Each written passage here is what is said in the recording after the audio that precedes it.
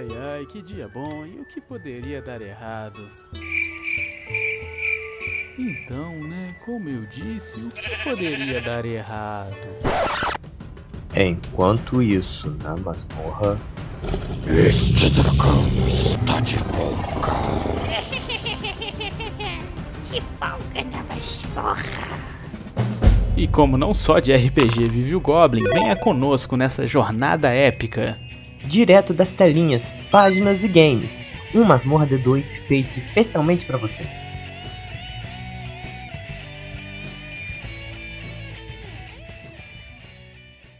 Bem-vindos, aventureiros e aventureiras, a mais um episódio do Masmorra D2. Será que estamos dentro de uma simulação? Será que a realidade é tudo o que ela parece ser? Eu sou o Diogo e hoje não vamos escapar, mas sim mergulhar profundamente pelo mundo de Matrix. Prepare-se para despertar para uma realidade cruel ou viver num mundo de mentiras doces. Eu sou o Dudu e já me juntei à revolução hoje mesmo e já tô doido para aprender a lutar. É isso aí, Dudu. A gente tem que sentar o dedo aí em máquinas escravizadoras de humanos e vamos quebrar as barreiras da realidade, galera. Porque hoje a gente se reuniu para falar do primeiro filme da franquia muito aclamada, né, galera? Lançado em 1999, The Matrix. E que aí revolucionou os cinemas com suas metáforas e pensamentos muito fora da caixinha pro que a gente tinha disponível na época, além dos seus questionamentos filosóficos sobre a realidade e não podemos deixar de falar dos efeitos especiais incríveis, né? E você esqueceu da pancadaria digital desenfreada. Não é desenfreada, não, é sem limites mesmo, né? Mas hoje nós não estamos sozinhos. E assim como Matrix revolucionou os cinemas, hoje o Masmorra D2 será revolucionado também, pois recebemos nosso primeiríssimo convidado. Então, por favor, se apresente para nós, meu chegado. Fala, meu povo! E aí, aqui é o Lotus Vulgujão. Obrigado pelo convite aí, galerinha do Masmorra D2. Estou muito feliz de estar aqui participando com vocês. Vamos falar um pouquinho aí desse filme maravilhoso que é o Matrix. É isso aí. E galera, a gente trouxe o João aqui, não é à toa. O João é um fotógrafo profissional, então ele conhece tudo sobre os segredos dos ângulos das câmeras e vai conseguir aí nos ajudar aí com, além do seu senso de humor muito maluco, como vocês já devem estar percebendo, com suas opiniões muitíssimo técnicas aí pra ajudar a gente, né, Edu? Porque, você sabe, né, que o Masmorra D2 é uma bagunça de Goblin pra tudo quanto é lado, engenhoca pra cima e pra baixo, aventureiro entrando na masmorra, é uma bagunça. Tá esquecendo de um detalhe muito importante de novo, Diogo. Ah. O João também é nerd. Mas eu acho que isso daí já tava implícito, né? Tipo, acho que ele já veio com carteirinha e tudo, pô. É isso aí. Ou seja, ele com essa nerdice encarnada no corpo dele, eu acho que ele vai ajudar a gente também a discutir aí sobre tudo aí que tava por trás desse filme aí que foi revolucionário nos cinemas. E no mundo nerd também, né? Não, com certeza, né? Mas e aí, João, o que você diz aí pra gente aí sobre Matrix aí, cara? Antes da gente te convidar e te falar, tenho certeza que você já tinha assistido o filme, né? Mas pra você, como é que foi a experiência quando você era moleque e agora, quando a gente revisita esse filme maravilhoso aí? Bom, vamos aí, né? Vamos falar pra galera aí que a gente é da época aí anterior até o Matrix, né? Aham. 99, a gente nasceu ali em 93. Quando né? a gente chegou aqui era tudo mato, né? Exato. Não tinha esse negócio de computador ainda, né? Então era tudo pedra. Não tinha nem aí, máquina. Cascalho, era tudo desse jeito.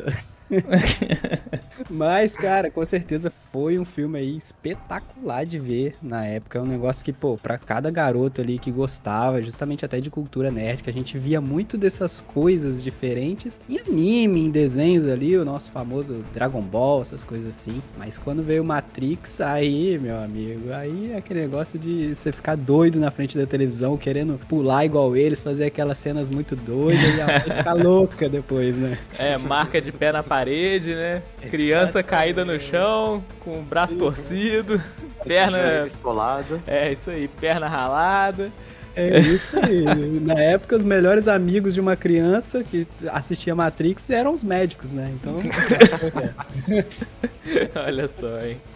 É isso aí, né? E tipo assim, né, cara? É uma parada maneira porque a gente viveu numa... Quem pegou essa parte dos anos 90, né?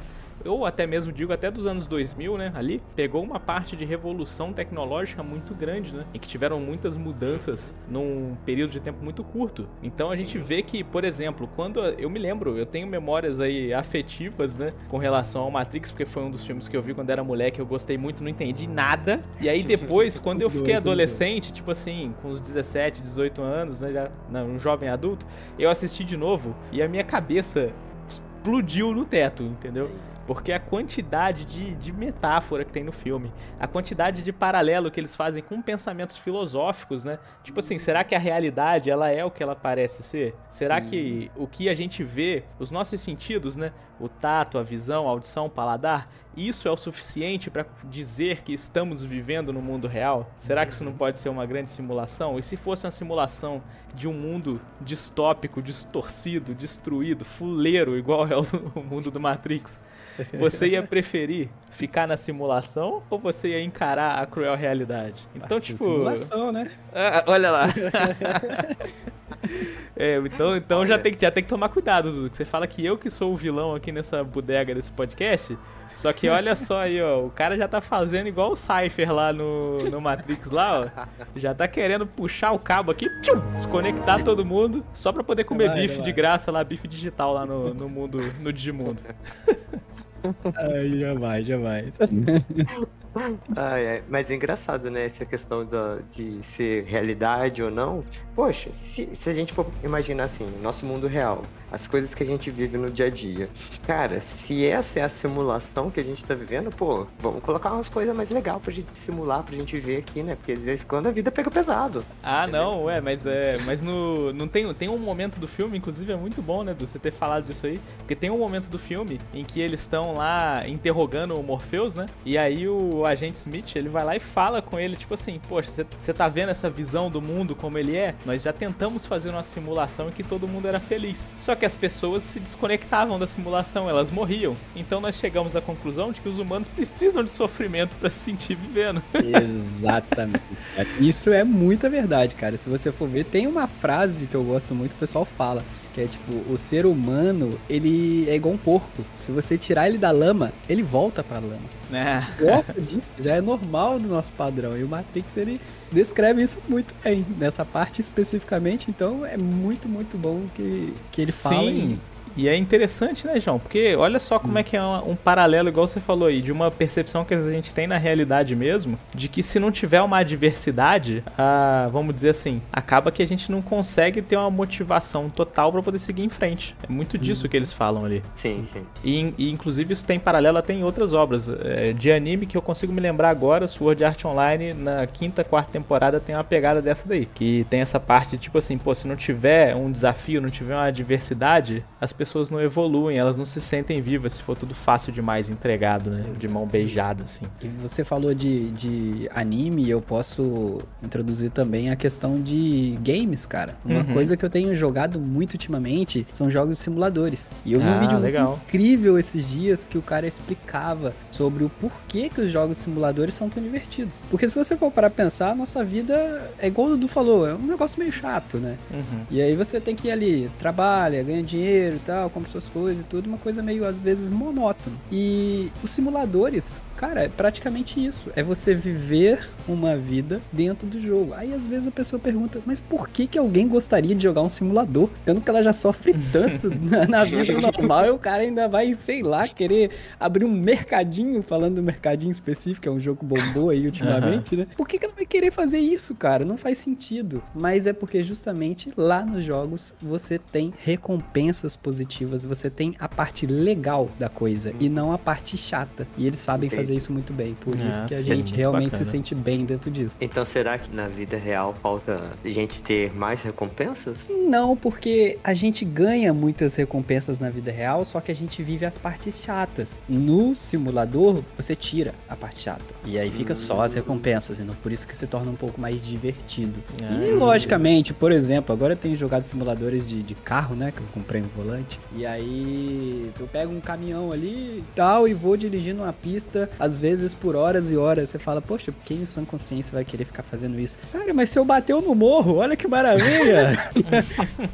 Isso que é muito bom, Sim, não tem sim. parte chata, Mas entendeu? o que você falou também vai muito de encontro com aquela questão do tempo da fogueira, né, cara? Que a gente, principalmente os homens, tem muito, né? Um momento em que ele quer fazer só uma atividade repetitiva pra poder a mente dele descansar da realidade, que muitas das vezes estão meio que esmagando a gente, né? Pra poder extravasar esses sentimentos ruins sem necessariamente fazer nada, né? De sair do controle de coisas ruins e tal. Mas bacana esses paralelos, né, pessoal? E uma coisa aí... Tá bom, me convenceram. Hoje você foi convencido mesmo, galera. Mas, Hoje ele entra pro Matrix. É 2 contra 1. É 2 contra 1. Não tem como. Mas a gente falou que hoje, gente, eu adoro máquinas, mas hoje a gente vai encher máquina de porrada. Se me ver agarrado com uma, pode separar que é briga. Fica sossegado. Vou chegar na voadora. É isso aí. Então, galera, dando um resumão, né, pessoal, do que é o Matrix aqui, a história, pra quem possa, talvez, nunca ter visto o filme, né? Pô, é possível, né? Mas Matrix, galera... É meio difícil, mas... É meio difícil, mas a gente tem pessoas vocês novas, estão vivendo né? numa Matrix, se vocês nunca viram, né? A gente tem ouvintes novos, né, o Flots, o Joãozinho. E aí, o que acontece? Eles podem não ter tido a oportunidade, os pais deles podem ser de outra vibe, né? Sim, com certeza. Então, a gente tem que, vamos dizer assim, salvar essas almas. Exatamente. Mas com certeza uma cena que eles já viram muito e até em jogos é alguém dando um salto pra frente, igual um Superman e dando muito tiro. Isso aí tem... Isso aí. Fora a clássica desviada de bala ali. Exatamente. Fazendo a pranchona pra trás aí, né? Muito maneira, cara. E galera, um resumo aí leve, né? Rápido sobre o que é Matrix. Matrix, pessoal, é um filme dirigido pelas irmãs Wachowski. Ele foi lançado em 1999, e é um ícone do mundo cyberpunk. E ele chegou muito forte nessa questão da ficção científica, muito firme, tanto nos efeitos especiais quanto na própria temática do filme. Então a gente vê um enredo em que a gente tem o personagem principal, o senhor Thomas Anderson, ou a gente vai conhecer ele como Neo, né, daí pra frente, que ele é um programador de computador que tá aí atuando como um hacker. Quando ele recebe um contato de vamos dizer assim, um terrorista entre aspas, no mundo dele, chamado de Morpheus, que é líder de uma resistência, né? E ele é caçado como se fosse, sei lá, um terrorista do mundo real, um cyberativista, esse tipo de coisa. E aí, o Neo, ele depois que ele recebe esse contato, né, inicialmente aí da Trinity, depois do Morpheus, ele começa a ser procurado incessantemente por agentes vestidos de preto, no maior estilo MIB, que vão atrás dele, no serviço dele, vão buscar o cara na casa dele, fazem a zaralha lá na vida do cara, e ele descobre que, na verdade, o Morpheus está procurando ele para oferecer a ele uma saída, para revelar uma verdade oculta. Então a gente tem o personagem, nosso protagonista aí, tendo que absorver muita coisa ao mesmo tempo, né? Então, tipo assim, imagina se alguém chega pra você, né, Edu, João, e você agora, tudo que você conhece é uma mentira. E viva com isso aí, eu tô indo ali comprar um pão na esquina, a gente já volta pra conversar. Valeu, né? falou. Exatamente. Então, a vida do cara virou de cabeça pra baixo desse jeito. E ele, e com esses agentes do governo indo atrás dele, querendo lhe sentar o carinho, né, com seus métodos de interrogatório muito gentis, ele tem uma escolha, tipo, eu vou atrás da verdade com o Morpheus, ou eu fico aqui pra, ser sovado com a massa de pão. E aí ele decide, né, naquela cena clássica e icônica dos cinemas, escolher entre a pílula vermelha e a pílula azul, né, a vermelha o liberará para uma verdade cruel e tirará ele daquelas ilusões doces, e a pílula azul, deixaria de volta em casa para viver nesse mundo de fantasia de novo. Esta é a sua última chance. Depois disto não haverá retorno. Se tomar a pílula azul, fim da história. Vai acordar em sua cama e acreditar no que você quiser. Se tomar a pílula vermelha, fica no País das Maravilhas. E eu vou mostrar até onde vai a toca do coelho. Então a gente vê... porque eu adoro azul. Aí você estaria meio lascado mesmo, Dudu. Eu acho que você estaria mimindo. Você estaria a mimir depois. Galera da Red Pill acaba de se inscrever do canal. Né? E a gente vê essa pegada, né? Quase que uma Alice no País das Maravilhas, que eles até falam no filme mesmo. O Morpheus fala no discurso discurso dele pro Neo ali. Faz Que ele vai chamar ele, né? Que se ele tomar a pílula vermelha, ele vai ver o quão fundo é o buraco do coelho. O que, fora de contexto, pode até ficar uma frase meio estranha. Mas... Exato. Voltem essa frase, só essa frase, e escutem ela novamente. De nada. Pode ficar meio estranho. Mas o nosso protagonista, sem medo de ser feliz, escolhe aí o comprimido vermelho e acorda pra descobrir que ele, na verdade, não está vivendo sua vida no seu lindo apartamento, com seu carrinho, um emprego mediano. Na verdade, ele era um ser escravizado dentro de uma cápsula tecnológica, vivendo praticamente numa fazenda de humanos, porque nesse futuro distópico do Matrix, as máquinas dominaram a humanidade e nos usam como alimento, como baterias para poder manter a sua vida. Então, olha só que maravilhoso e horroroso futuro Mundo distópico, da né? Disney. É invertido, né? -1. Exato. Multiplicado por um -1 no final ali. E ele descobre isso, né, galera? E nesse mundo real que agora foi revelado como essa distopia cruel, ele vai, junto com o Morpheus, buscar uma maneira de reverter as coisas. E o Morpheus fica falando pra ele o tempo todo: cara, tu é o escolhido, cara, tu é o escolhido, tu é o escolhido. A gente tava atrás do escolhido. E né, Caraca, e também... que pressão, né? Não, pressão nenhuma. Né? Tá tranquilo. Aí velho. depois do o final do terceiro filme, né, o Morpheus levanta aquele cartaz assim: não fez mais sua obrigação, né? Tá ligado? O básico.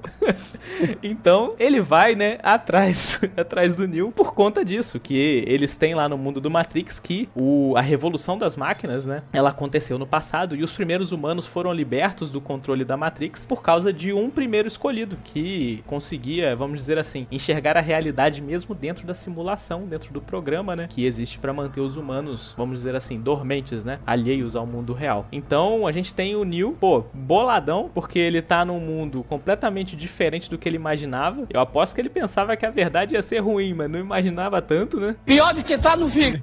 E além disso, ele tem que lidar com essa pressão de ser o escolhido. O que é ser o escolhido? É ser o salvador, é ser o Messias que vai trazer a salvação pra raça humana inteira. Até ontem eu tava preso dentro de um computador numa vida de hacker ali, como, né, e bem medíocre, né? Quem vê o início do filme vê que ele vive de maneira bem precária, tipo como se fosse aqueles conspiradores americanos, né? Que o cara fica escondidão, assim, não fala muito com ninguém, tenta não ficar ativo, né, socialmente e tal. Então a vida do cara era essa. Então, tipo assim, olha só como é que é incrível esse twist que faz rapidinho, né, com a vida do personagem. E a gente logo nos primeiros 20 minutos de filme já vê ele tendo que lidar com todas essas transformações, né? Então isso é, muito interessante. E a gente se identifica muito, né? Sim, verdade. A gente acaba caindo ali e fala: opa, essa até parece a minha vida. Is this real life? Sim, cara. É uma coisa interessante, porque às vezes, olha só, isso não sei se já aconteceu com vocês, galera, mas comigo já aconteceu. De às vezes a gente tá passando por um momento difícil da nossa vida e você, naquele momento, você não percebe que você tá escravizado por N coisas, tipo, por um sentimento ruim, por uma situação, é um emprego que não tá agradável pra você e você quer sair, mas não pode, ou é uma pessoa do seu convívio ali que tá fazendo coisas que você não gosta, mas você também, por algum outro motivo, por querer manter a convivência e tal, e você não faz, e que quando você se liberta daquilo, você olha pra trás assim e vê assim: caraca, tipo, por que eu me sujeitei a tudo aquilo, entendeu?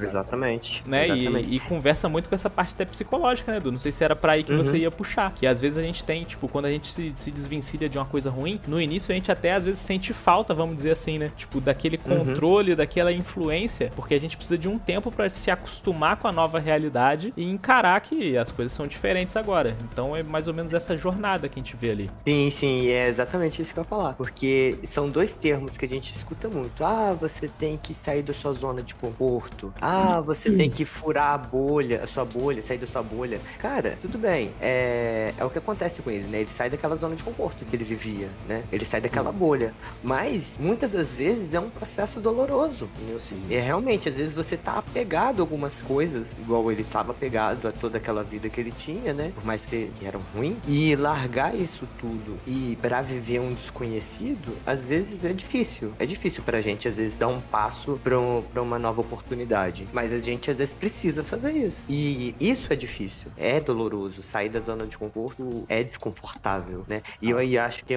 um pouco disso no filme. Tem, logo eu nessa acho. parte, nesses 20 minutos. Tem bastante. Esse negócio da crítica social foi bem feita pelas irmãs Wachowski, né? Tem As famosas irmãs. Mas aí, realmente elas botaram muito bem isso. E aquilo, eu acho que elas utilizaram muito bem tem a tal da jornada do herói, né? Que a gente fala. Que é justamente você saber contar a história, onde você... basicamente seria você começar ali com... botar um mundo comum, que é o que acontece no início ali, onde ele tá, no mundo onde todo mundo vive e tal, e a gente acaba se identificando, e aí depois surge uma grande aventura, e aí ele fica naquela de, meu Deus, será que eu faço isso mesmo? Será que eu não faço? Aquele negócio de, não sei se é pra mim. Aí depois ele passa por aquele monte de aprovação e no final de tudo ele consegue vencer. Então, assim, elas souberam contar muito bem isso, por isso que, até aproveitando e voltando um pouquinho, o filme arrecadou mais de 400 milhões de dólares, né? Só na bilheteria do primeiro filme. Então, você imagina. Foi realmente um sucesso por causa disso. Com certeza. E aproveitando o momento jabá, né, Edu? Porque a gente não pode deixar de fazer o nosso jabazinho interno aqui. Nós temos um episódio só falando sobre a jornada do herói, galera. Então, vocês podem ficar tranquilos. Se vocês, nunca escutou isso, o Masmorra D2 já fala, já explica. É só olhar ali no nosso feed ali do Spotify ou no YouTube e vocês vão achar e vão ficar craques aí na jornada do herói.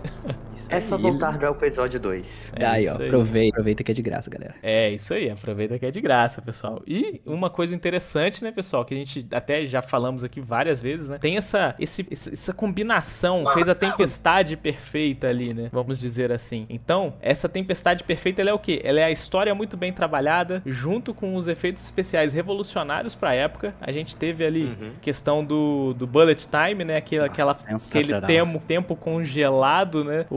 Acho que até aquele jogo, né, João? O Max Payne faz isso aí muito, né? Sim. A gente tem esse bullet time ali. E ele usa bastante no filme. E quando isso aconteceu pela primeira vez no cinema, galera, foi a loucura, porque te dá uma perspectiva. Você consegue aproveitar a cena em câmera lenta, né? E vê-la por ângulos que você normalmente não veria. Então também foi muito interessante na época isso, né? Então, cara, você vê isso combinado. Poderia ser só um filme com bons efeitos especiais, mas combinado com esse roteiro, com esse trabalho, essa jornada, né? O Matrix é um filme de mais ou menos 2 horas e 15, então ele é um filme aí com uma duração, eu acho ok, eu gosto de filmes com entre 1 hora e 45 e 2 horas e 15, eu acho que é o ideal. Mais do que isso eu acho que fica muito cansativo, e menos eu acho que ele fica um pouco muito rápido, principalmente se o filme for denso, né? Que ele não te dá tempo de você mastigar e, vamos dizer assim, digerir todas aquelas ideias, né? Então, isso é muito interessante, galera. E não podemos deixar de falar também, né, da interpretação dos personagens. Cara, pô, o Du tá aí de prova. Ele viu que quando a gente falou que o Shadow vai ser dublado pelo Keanu Reeves, né, eu dei uma torcida de nariz, assim, porque quem viu no original em inglês, viu que o Keanu, ele fala meio esquisito, assim, e tal, né? Mas aquilo... Ele é diferenciado, então, né? Ele é exótico. Ele é exótico. Ele é. Exótico é bom. Né?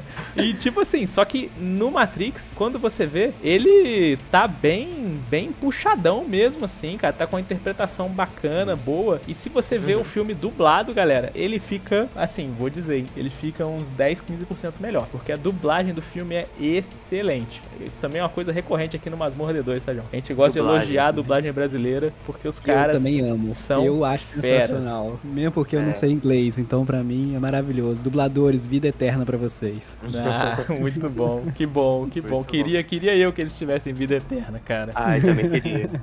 Poxa, Nossa, muito bom. Os dubladores brasileiros, cara, eles são de outro nível, sinceramente. Isso eu já ouvi críticas assim, igual fala, críticas profissionais, igual de filme, essas coisas, né? Falando justamente que a dublagem brasileira é uma, se não a melhor do mundo, cara. É incrível. É isso aí. E uma coisa, né, a gente vê que, pô, Dudu, olha esse elenco. A gente teve o Keanu Reeves como Neo, né? Pô, inegável, papel bacana, né? E assim, marcou a carreira do cara, fez ele transcender dali pra frente, né? Nossa, Não, que foi isso, porque ele explodiu depois do Matrix. A gente tem o Lawrence Fishburne, que é o nosso Morpheus, que é também... ele já era um excelente ator, já vinha de filmes, acho que com uma pegada mais com drama, né, e tal. E a gente vê ele no filme de ação e como combinou bem, né? E aí eu vou fazer um link aqui, porque você falou da dublagem. Tem uma frase dele que a gente repete lá em casa direto, quando a gente vai falar algumas referências internas entre a gente, né? Ele fala, e isso no dublado, né? Ele fala com aquela voz. O corpo não vive sem a mente. Cara, muito muito bom. Incrível, muito incrível. sensacional. É muito bom, muito bom. É muito maneiro, porque nesse filme é cheio das frases icônicas, né? Então, tem essa daí lá do buraco do coelho, pra ver onde que ele termina. Tem essa aí da pílula vermelha e da pílula azul. Depois tem a hora que, quando o Neo decide lutar contra o agente Smith, né? Ao invés de fugir dele, que ele olha assim e ele fala... Está começando a acreditar. Tá ligado?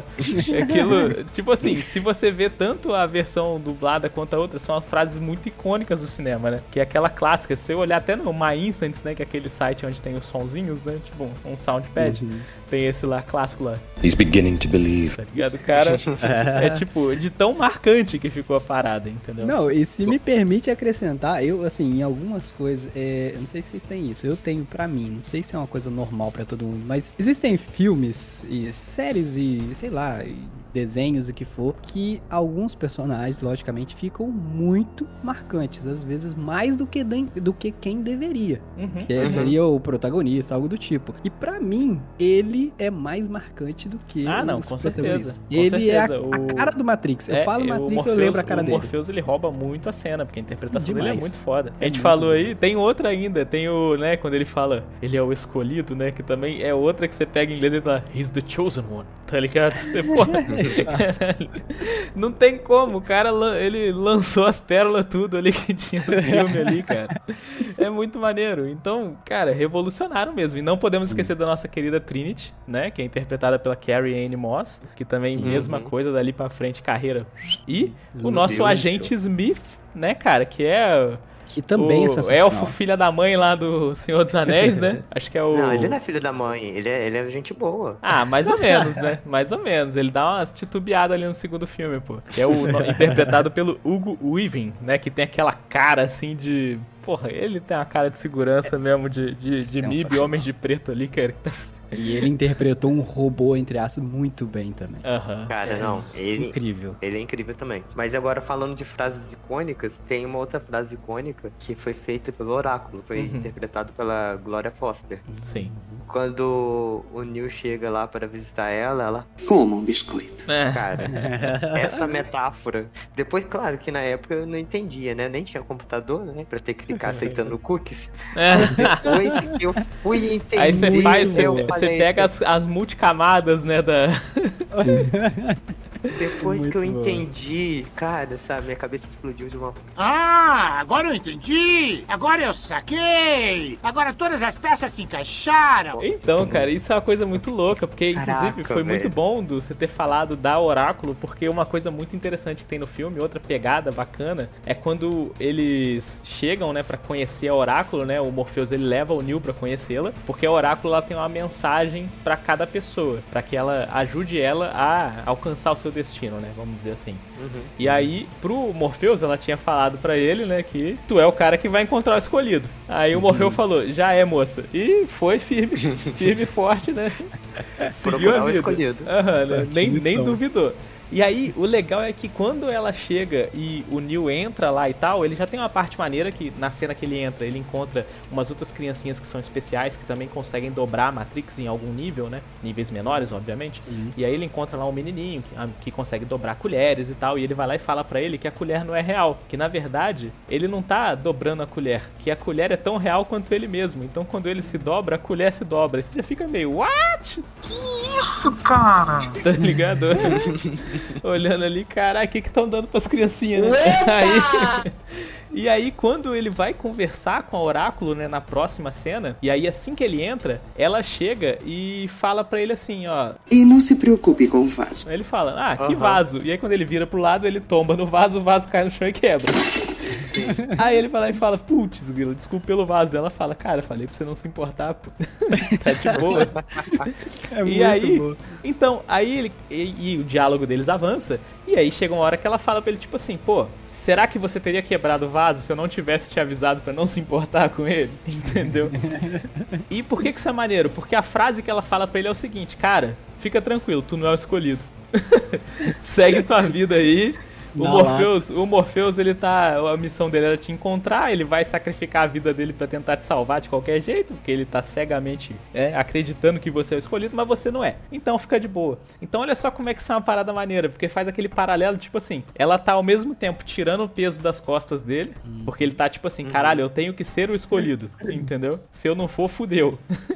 E aí ela tira esse peso, ao mesmo tempo que ela diz assim, você não é o escolhido, mas esse cara, você vai ter que escolher entre se salvar ou salvar ele. E aí? E aí quando chega a cena depois e você vê que ele faz a escolha, e tipo assim, aquela parada de metalinguagem, que tá num pano de fundo, né? Ele escolher salvar o cara e acreditar que ele não é o escolhido, torna ele cada vez mais próximo de virar o escolhido, entendeu? Então ele acaba se tornando, né? Exatamente, tipo assim, quanto mais ele se preocupa em fazer o que ele acha que ele deve fazer, e menos com o destino que ele tem que cumprir, mais ele tá se aproximando da figura que todo mundo idealiza dele. É tipo assim, um herói que ele quer ser um herói por ganhar glória, por fazer grandes feitos, e outra pessoa que quer se tornar um herói só por fazer o bem. Acaba que essa pessoa que só quer fazer o bem, não se preocupa com a glória, é o que vai alcançar a glória. Exatamente. Porque ele não tá nem aí pra ela.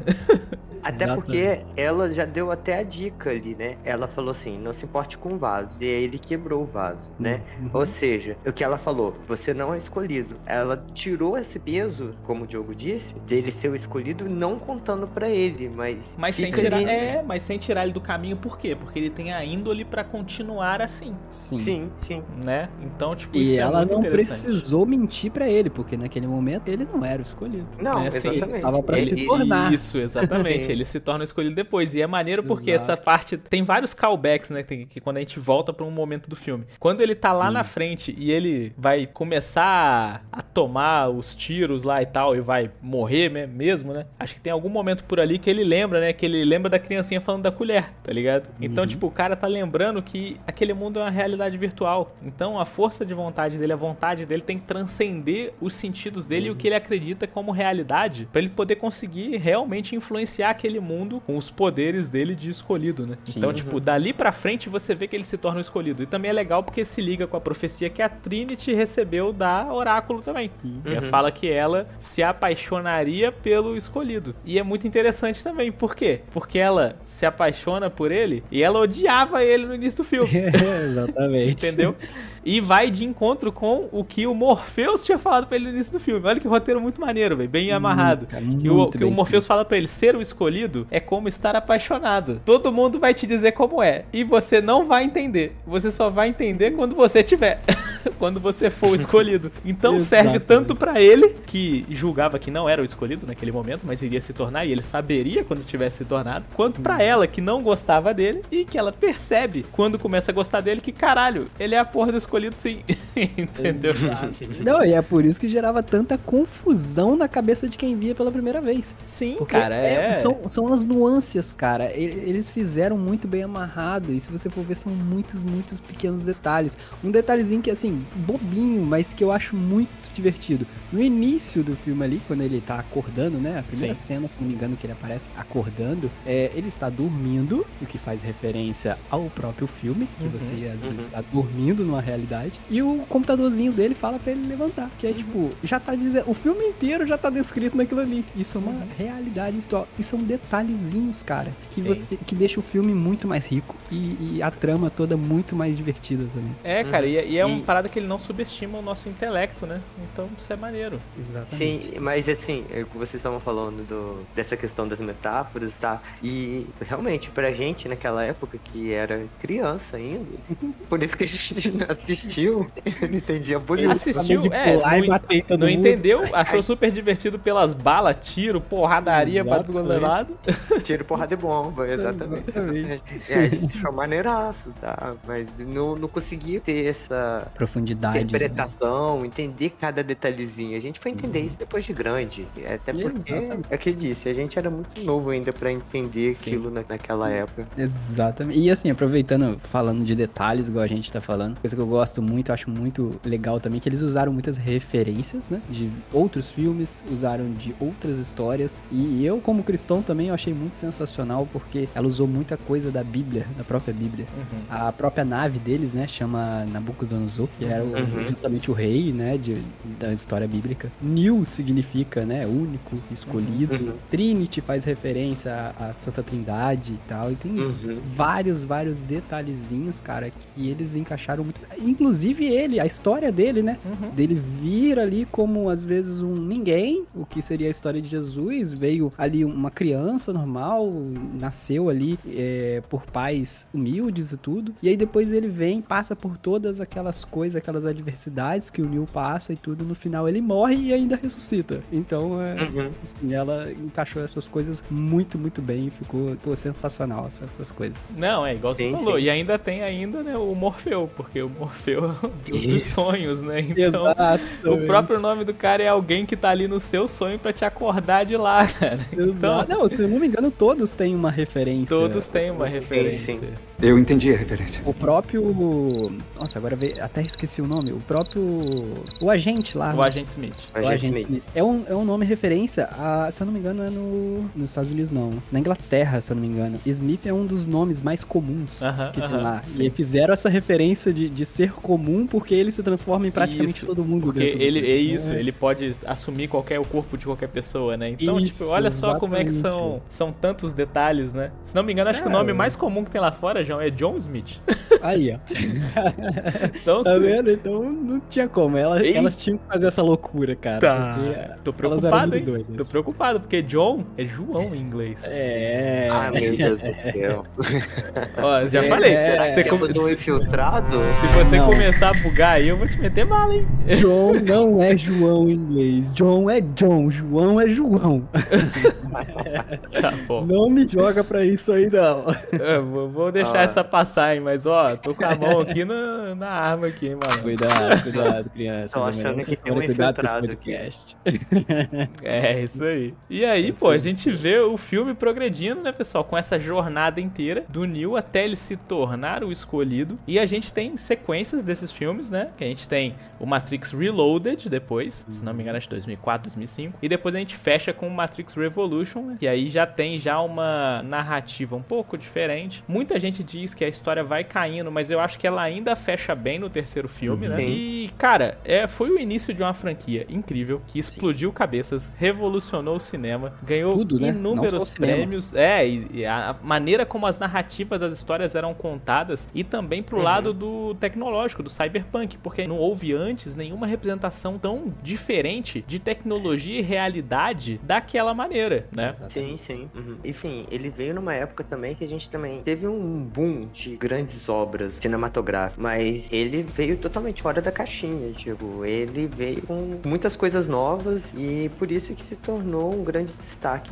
É por isso que a gente fala de Tempestade Perfeita, né? Porque se tivesse qualquer coisa diferente, trilha sonora muito boa, figurino muito bom, a história, o roteiro, a narrativa muito boa, a direção, a fotografia do filme. Cara, os enquadramentos, aquela cena de tiroteio no hall, quando eles estão indo resgatar o Morpheus, você vê, cara, como eles filmam de entrada, assim, com a lente mais ampliada, né?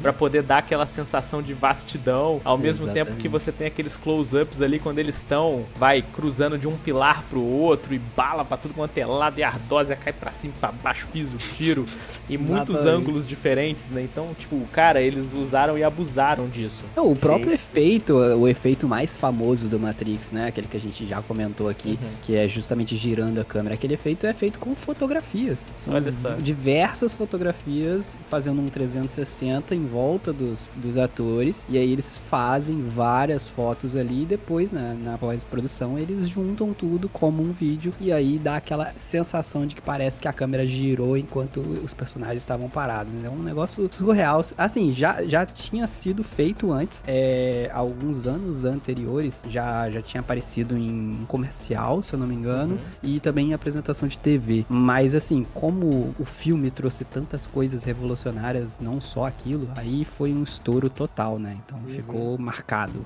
Muito foda, né, cara? E é incrível, né? A gente não tem como, galera. É um marco inegável do cinema, da cultura pop no geral. Influenciou animes, influenciou séries, influenciou outros filmes, outras obras. E a gente não podia deixar de falar, né? Trazer essa obra tão bacana pro Masmorra D2 como um tema legalzão pra gente falar aqui. E também num momento memorável aí pra gente receber receber nosso primeiro convidado, né, João? Fica à vontade aí pra fazer o seu jabá, meu querido. Manda ver aí onde que a galerinha pode te achar pra ver suas simulações. Você no seu Euro Truck Simulator? É isso. Galerinha, eu sou aí um youtuber em ascensão. Ascensão pra conseguir pelo menos umas 400 pessoas, entendeu? Aí já ajuda pra caramba. Mas tamo aí, rumo aos 400 inscritos. Eu no YouTube, você consegue me achar como LotusJF, você vai achar lá. E um canal roxinho, minha cor favorita. E nas outras redes sociais eu ainda tô abrindo as redes sociais aos pouquinhos e tudo. Tava estudando aí as redes sociais pra poder ver direitinho o que eu ia abrir. Mas o mais específico é justamente no YouTube, LotusJF, você consegue me encontrar lá. Eu faço muitos vídeos de simuladores. É isso aí. Aí sim, hein, galera. E considerações finais, meus queridos? O que vocês têm a dizer aí pra gente se despedir da nossa audiência tão querida? Bom, a minha consideração final é que será que a gente vai se despedir mesmo? Será que a gente não tá num mundo paralelo, algo do tipo? Aí virou portal, né? O The Cakes Alive, o bolo é uma mentira. Será que esse papo não é uma mentira? Gente, alô? Será que estamos no mundo virtual? E aí, Dudu, manda pra gente, consideração final. O que você tem a dizer aí pra gente fechar com chave de ouro? Consideração final é que quando eu vi esse filme e vi que eles poderiam aprender qualquer coisa só plugando lá o negócio na cabeça e ficando um tempinho lá no simulador e você já saía de lá aprendendo, cara, eu queria aquilo. Eu queria aprender pra entrar pra aprender a lutar, igual eles usam pra aprender a pilotar helicóptero, e eu queria isso na vida real. Muito bom. O que eu queria era as sensações de estar comendo churrasco em todas as minhas refeições. Eu acho que se isso já fosse possível, eu assim tô comendo um cereal de manhã, filezinho com a carninha, salzinho maravilhoso. Tô ali tomando meu Nescauzinho, uma carninha gostosa de novo. Cara, eu ia achar maravilhoso, né? Mas... Olha, pra mim, só de cair de um prédio e não morrer, já tava bom demais. Então tá tranquilo. No mundo real você pode cair e só ficar tetraplégico. Exatamente. Mas não afundar no asfalto igual acontece lá, infelizmente, né? São detalhes, mas pra mim seria excelente coisas assim. Às vezes desviar de umas balas, né? Coisas do tipo. Com certeza. Então, pessoal, bom, eu acredito aí que cobrimos, né, galera? Quase tudo aí que é possível ter falado aí do primeiro filme. Logicamente que nós não falamos tudo, né não, João? E Dudu. Então, Dudu, onde que o pessoal pode dizer pra gente o que faltou a gente falar aqui? Bom, no final desse podcast que você está ouvindo agora, tem uma caixinha de perguntas. Fique à vontade para deixar a sua pergunta, contar o que a gente esqueceu de comentar a sua parte favorita do filme, ou então, depois de assistir o filme, comentar o que você achou. Se a gente tá errado, ou se a gente vive num mundo de ilusão. Ou seja, você está livre para comentar o que você quiser. Você está livre para fazer um comentário vermelho ou azul, né? No Instagram, você também está livre para ir lá, dar um like, começar a seguir a gente se ainda não segue. Por favor, João. É de graça, galera, por favor. Chama a galera lá também do seu canal para vir conhecer o nosso podcast. Isso aí. E a gente também pode dar uma de Bino aí, né? E aparecer qualquer hora lá no Euro Truck Simulator, pô. É só chamar a gente. Certeza. Vamos montar um dia pra gente gravar junto lá, com certeza. É isso aí. Esse lado, hein, Bino? É bilada, Sino. E aí, galera, nós então nos despedimos. Agradecemos veementemente a todos vocês que nos escutaram até aqui. Deixaram suas estrelinhas para o Spotify aqui do Masmorra D2. Agradecemos cada like, curtida e comentário também no YouTube. E galera, eu acho que é melhor a gente ir embora porque os goblins começaram a tremer. Tem uns ali surgindo com umas roupas de homem de preto, óculos escuros e radinho na orelha, hein? Eu acho que é a hora de atender o telefone. Inclusive, eu acho que eu tô ouvindo um tocar na distância. Então, galera, vou fazer o download aqui do software do Usambolt e tô metendo o pé. Valeu!